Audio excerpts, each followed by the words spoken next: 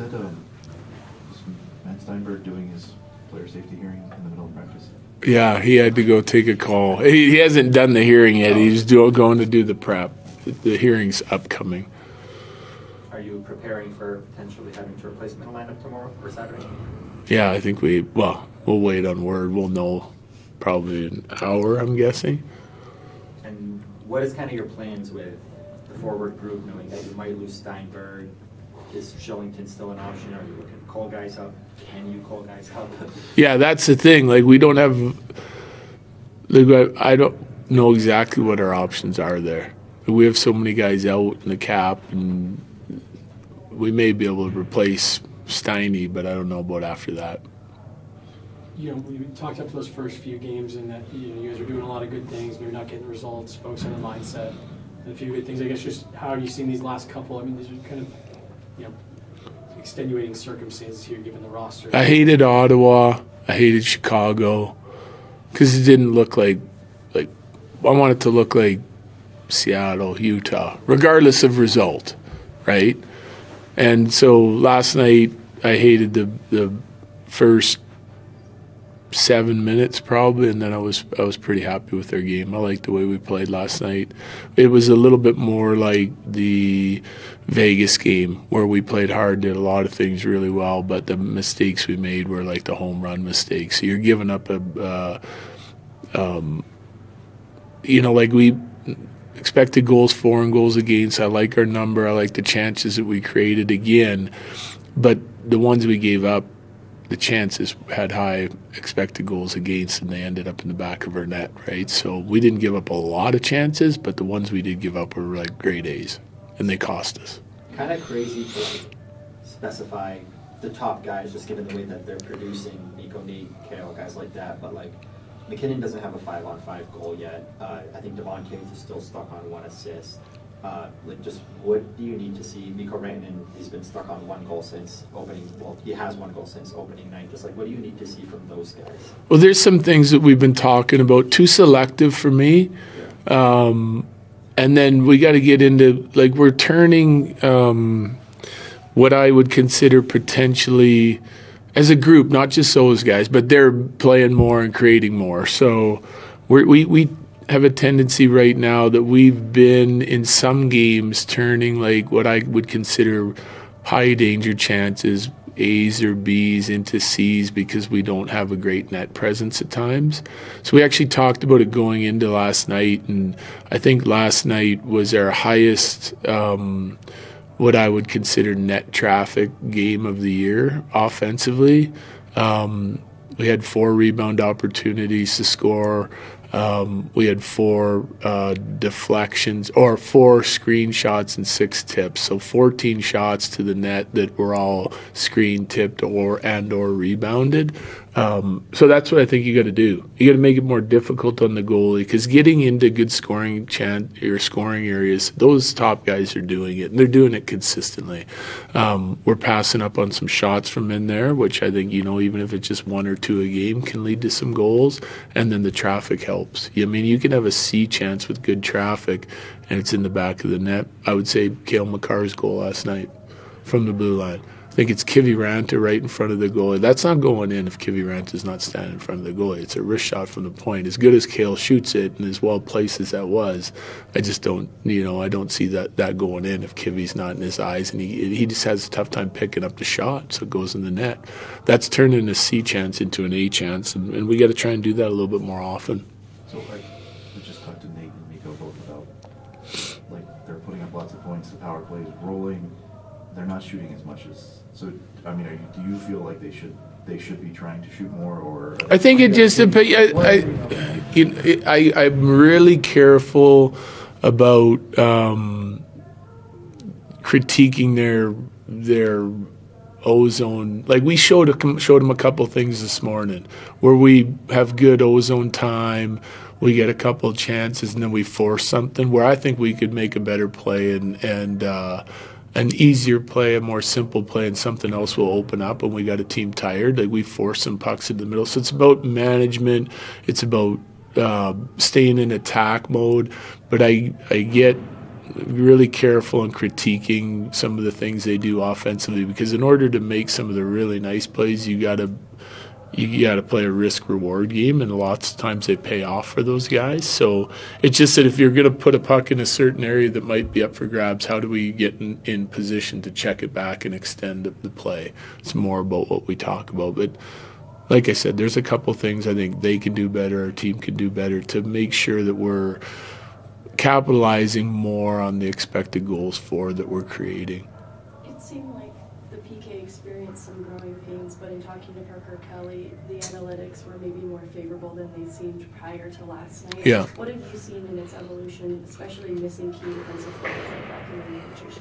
Yeah, well, there's been a lot of growth with that, with their penalty kill. I think just it can take a little bit of time. New guys playing our system, guys that, we have some returning guys that are playing it, and just, again, realizing how hard you got to work, how detailed you have to be with your stick position, your positioning. You go through stretches where a team will break you down, and then you work on, and everyone gets clear on, well, what do we do if that happens again? That's going to happen again next period or next game, and you really get into sort of breaking it down. And once they've experienced and then gone over it on video and talked about it as a group, they're going to improve on it, and that's what they've done.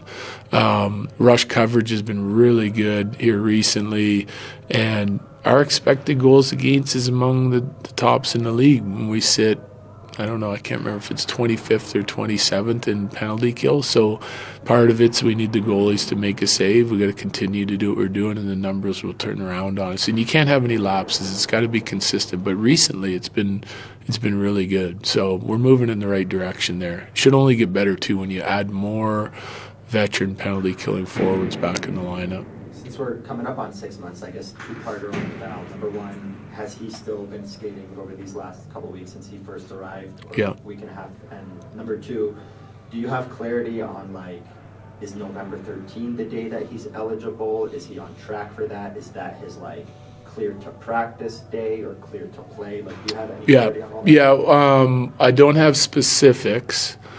He has been skating, though, the whole time. He skated again this morning. Not allowed to be around our guys yet, and we're hoping that date's coming quick. So I don't know exactly what the date's going to be just yet, but we're hoping it's early this month.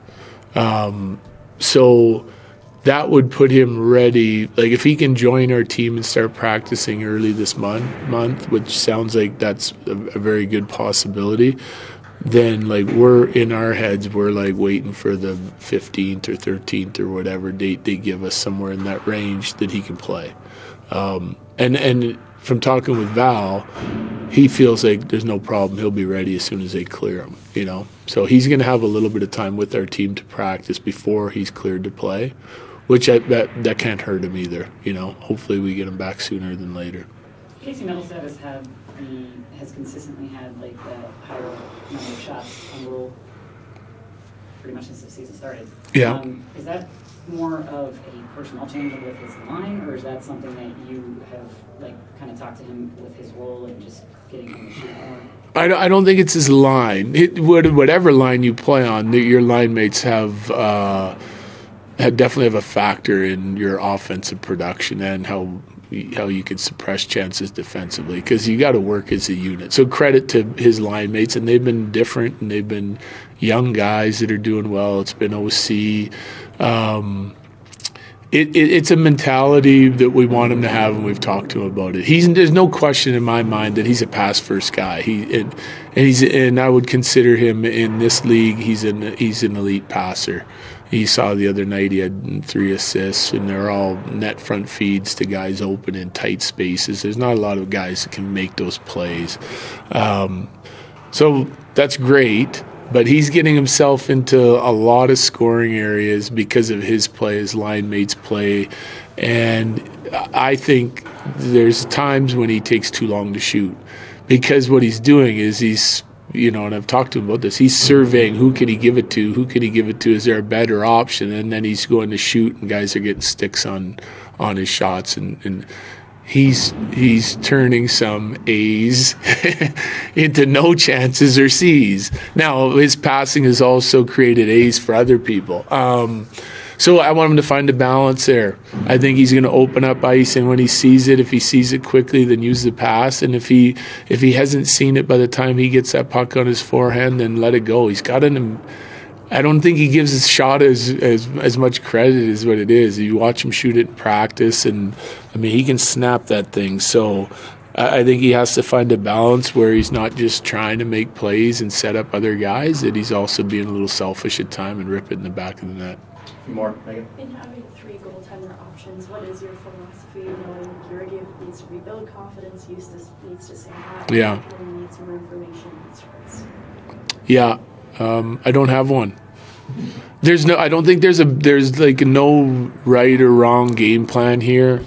My first priority is to put. Hey, there's no question. I played Kakin because I want to see him. You know, we needed to see him. Like, we brought him in, we've sent him down, he's played games, you got to put him in a position where you can see him play. You know, moving forward, I don't know what the plan is. My plan is I'm going to play the goalie that I think gives us the best chance to win. And I guess those guys have to take care of what they have to do to put themselves in that position. I can't worry about guys' feelings, that they don't like 3 goalies. That's not my call, right? My call is to make sure that, number one, I'm playing a rested goalie that feels good and ready to go, and then I'm going to put the goalie that I think gives us the best chance to win in. This is pro hockey. It's not minor hockey where everyone gets to play. You know, I feel for them that there's 3 guys and they got to share the net and they got to go out early and get extra work or stay out late and get extra work. But that's a situation we're in, and we're in it because our goaltending wasn't good enough at the start of the year. If it comes around and we get 2 guys that can play, then we'll use him. If it's 1 guy that can play, then we'll use him more than the other guy, you know. And eventually it'll get down to 2. We don't have the luxury of carrying 3 for long. You just mentioned Casey Middlestead, you know, maybe wanting to shoot more. We've talked to you a lot about Ivan and what a success story he's been kind of early, but that also seems to be a little bit of an issue for him, maybe holding the puck for a second too long, dusting it off. What kind of conversations do you guys have with him about his adjustment to the speed? Yeah, that's easier because it's just, again, he knows it. Like, you as soon as you get in a scoring area and someone gets a stick on a puck because you didn't shoot it quick enough, you're like, man, that happened quick. And it's just but the more you practice and the more you play at this level, the better, the quicker and better you're gonna get. You're gonna know that you don't have much time. So you have to. We talk a lot about doing the early work. So you got to do the early work to get to those spots quicker and get your body around pucks. If it's on, you know, depending on which side it's coming from, you might have to one-time some. It doesn't have to be the perfect shot. Quickness is as important as accuracy and just hitting the net. You know, and it's going to give yourself a chance. So I mean. And again, I talked yesterday about him using his legs because he's a great skater, and I don't think he uses them consistently enough yet. He's going to learn, you know, and that's easier for a young guy because it's not like these. It's not like these habits are entrenched in him. It's just going to change and get quicker and quicker as it goes on because he wants to have success and he's got a really good conscience. He wants to help on both sides of the puck, so you know, his mindset's in the right place. It'll definitely come around. Yeah. Thanks.